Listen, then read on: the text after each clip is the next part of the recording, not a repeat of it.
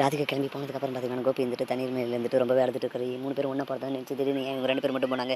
என்ன மட்டும் ஏன் தனியா விட்டு போயிட்டாங்க அப்படின்னு சொல்லி தெரியலையே அப்படின்னு சொல்லிட்டு ரொம்பவே புலம்பிட்டு இருக்காங்க. இன்னொரு பக்கம் பார்த்தீங்கன்னா, பாக்கியாவும் இருந்துட்டு என்ன இது இப்படி ஒரு முடிவு எடுத்துட்டு போயிட்டாங்களே!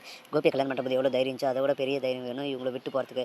இப்படி ஒரு முடிவு எடுத்திருக்காங்கன்னா, அந்த அளவுக்கு அவங்க மனசு எவ்வளோ கஷ்டப்பட்டுருக்கும் அப்படின்னு தெரியலையே அப்படின்னு சொல்லிட்டு பார்த்தீங்கன்னா, பாக்கியாவும் இருந்துட்டு ராதிகாவ நினைச்சு ரொம்பவே கவலைப்பட்டு இருக்காங்க. ஈஸ்வரி இருந்துட்டு ஏன் இவ இப்படி இப்படி ஒரு முடிவு எடுத்துட்டான்னு தெரியலையே அப்படின்னு சொல்லிட்டு வீட்ல இருக்க எல்லாருமே வந்துட்டு ஆளுக்கு ஒரு பக்கம் யோசிச்சிட்டு இருக்காங்க. அந்த டைம் பார்த்தீங்கன்னா, கோபி புலம்பி புலம்பி பார்த்து முடியாம வீட்டுக்கு வெளியே வந்து பார்த்தீங்கன்னா நான் இப்போ வெளியே போயிட்டு வரோமா அப்படின்ற மாதிரி சொல்கிறாங்க. எங்கடா அது அவளை பார்க்க போறேன் அப்படின்னு கேட்க ஆமாம்மா அவள் ஏன் அப்படி ஒரு முடிவு எடுத்தானே எனக்கு தெரிஞ்சாகணும். என் கேள்விக்கெல்லாம் நிறைய பதில் கிடைக்கணுமா. அவள் பேச வேண்டிய வரையும் பேசிட்டா, நான் பேசவே இல்லையா, அதனால் நான் போய் அவகிட்ட ஒரு 2 வார்த்தை கேட்டு வந்துடுறேன். இது டெம்பரரி பிரிவா இல்லை பர்மனெண்ட்டாக பிரிவு என்னை விட்டு போகிறாளா அப்படின்னு சொல்லிட்டு நான் இது கேட்ட சரி பார்த்தீங்கன்னா அதெல்லாம் ஒன்றும் வேணாம். இப்போ நீ இருக்கிற நிலைமையில் பார்த்தீங்கன்னா அங்கே போனால் இன்னும் எதனா ஆயிரும். அதனால் வேணாடா அப்படின்ற மாதிரி சொல்கிறாங்க. இல்லைம்மா நான் போய் ஆகணும், இல்லைனா எனக்கு தலையை வெடிச்சிடும் போல இருக்குது. என் கேள்விக்கு விட கிடைக்கல நான் பையத்துக்காரனே ஆயிடுவேன். அதனால் நான் போயிட்டு வரமா அப்படின்னு சொல்ல பசங்க வந்துட்டு பார்த்தீங்கன்னா நான் வரேன் நான் வந்து ட்ராப் பண்ணுறேன் நானும் வரேன் அப்படின்னு சொல்ல நான்லாம் ஒன்றும் வேணாம், நீங்கள்லாம் யாருமே வேண்டாம், நான் கேப் புக் பண்ணி போயிடுறேன் அப்படின்னு சொல்லிட்டு பார்த்தீங்கன்னா கோபி நேராக ராதிகா விட்டு போகிறாங்க. ராதிகா விட்டு போயிட்டு ஏன் ராதிகா இப்படி பண்ண, என்னை ஏன் தனியாக விட்டு வந்துட்டேன், நம்ம எல்லாரும் ஒன்றா வரது தான் இருந்துச்சு, நீ ஏன் என்னை விட்டு வந்த அப்படின்னு சொல்ல இல்லை கோபி நீங்கள் உங்கள் வீட்டில் இருந்தால் ரொம்ப சந்தோஷமாக இருக்கீங்க, நீங்கள் எப்படியெல்லாம் இருக்கணும்னு நான் நினச்சினோ அதெல்லாம் வந்துட்டு அங்கே வந்தால் தான் நடக்குது. இங்கே இருந்தால் நீங்கள் ஒரு நாளைக்கு ஒரு முறை சிரிக்கிறது அதிசயம், ஆனால் அங்கே போனால் எப்பவுமே சிரிச்சிட்டு இருக்கீங்க, அது இல்லாத ரொம்ப சந்தோஷமாக இருக்கீங்க. அங்கே போனால் வெளியே டோட்டலாக நீங்கள் வேற ஆள் மாதிரி இருக்கீங்க. அதனால் எனக்கு நீங்கள் சந்தோஷம் தான் ரொம்ப முக்கியம். அதனால தான்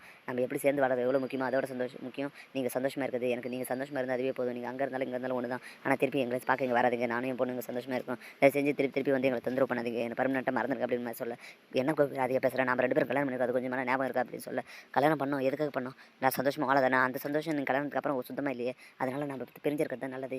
அது நமக்கு மட்டும் இல்லை எல்லாருக்குமே நல்லது. அதனால நம்ம வந்து பிரிஞ்சிடலாம் பர்மனெண்ட் அப்படின்ற மாதிரி சொல்கிறாங்க. இப்படி தான் வரப்போகிற எபிசோடு வந்து போக போகுது. ராதிகாவும் கோபியும் இணைஞ்சாங்களா இல்லை கோபி வந்து பாக்கியலட்சுமி கூட இணைஞ்சாங்களான்றதை நான் பொறுத்து தான் பார்க்கலாம். வெளியே இது பண்ணி தொடர்ந்து பார்க்க மறக்காம நம்ம சேனல் சப்ஸ்கிரைப் பண்ணுறேங்க. கூட பெல் பட்டன் எழுதுங்க. அப்போ தான் நான் போகிற ஒவ்வொரு வீடியோ உங்களுக்கு நோட்டிஃபிகேஷன் வரும். தேங்க்யூ.